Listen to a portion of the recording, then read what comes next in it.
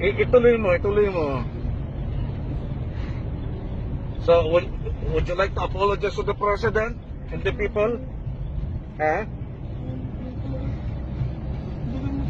So you're asking an apology?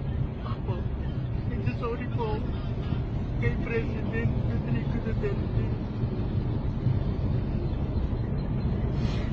At nagawa ko yung tweet na yun.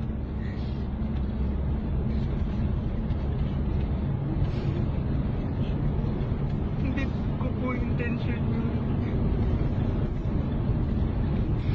Hindi ko po intention yun. So what made you convinced to do that? Sa totoo po kasi,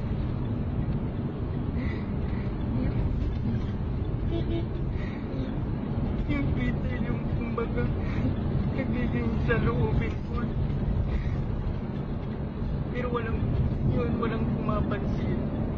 Kaya nagawa ko yun. So naghahanap ka ng attention dun sa Twitter? Yes po, pero yung wrong move po. Oh, okay. Yun po talaga yung intention ko. Never po kasi sa Twitter ko na nagkaroon ng 20 retweets. Ito po yung totoo.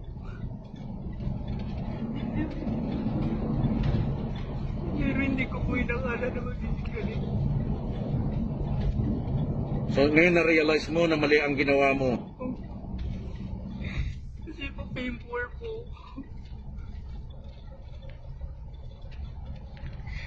Marami pa po pangato. So Ronel, naghanap ka lang talaga ng atensyon. Yes po. Naghanap na talaga ako ng attention. So sa kasalukuyan ay nagtuturo ka, di ba? Yes po. Ano na yung school mo? Hindi ko na po sabihin. Okay lang, okay lang. Sige. Marami pa po pangato. Kaya nagsasorry po sa lahat. Pero alam ko po kilala ninyo ako. Kilala niyo po ako personally. So may aral sa itong ginawa mong to. Sobra po. Sobra.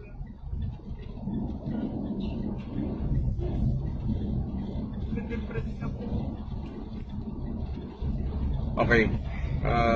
Ronel, maliwanag naman na ang pag-amin mo from your heart. So, we will do our best na i-extend ang pag-intindi sa iyo. Alright? National security ang kinahinatnan nito. So, seguridad ito ng ating bansa sapagkat kung pinatay ang ating presidente, what will happen to our country? Klaro ko lang po sa ako nakuha yung 50 million. Yes. Para po maging iwan ko kung kwela pero mali po talaga yung gusto. Tinapatan ko po sa 50 million ni Duterte na pag ano rin sa pag ano ng vaccine. Kaya sorry. I see. So yung sinasabi ni Presidente na 50 million pesos ang kanyang bibigay sa mga paggawa ng vaccine kontra COVID. Meron pa atang sinasabi na he will make it 100 million. Ay, wala po. And then I mean the President, I think. Ay, Parang ganon. Pero ang narinig mo lang ay yung 50 million. So tinapatan mo lang at ginawa mong sangkalan ito para lang mapansin ka. pero yun po, pinaka-wrong po. Pinaka-mali ginawa ko po. Okay. Thank you. So itong mensahe mong ito, Ronel, ay mula sa iyong puso, hindi ka pinilit sa pagbibigay mo ng mensahe at paghingi mo ng tawad sa ating presidente. Alright. Saksi ang mga magulang mo sa mensahe mong ito at kaming dalawa ni Sir Jerry na nandito sa loob ng sasakyan. So ang karagdagang investigasyon mamaya ay doon mismo natin gagawin sa NBI office. Okay, maraming salamat sa iyo, Ronel. Sorry.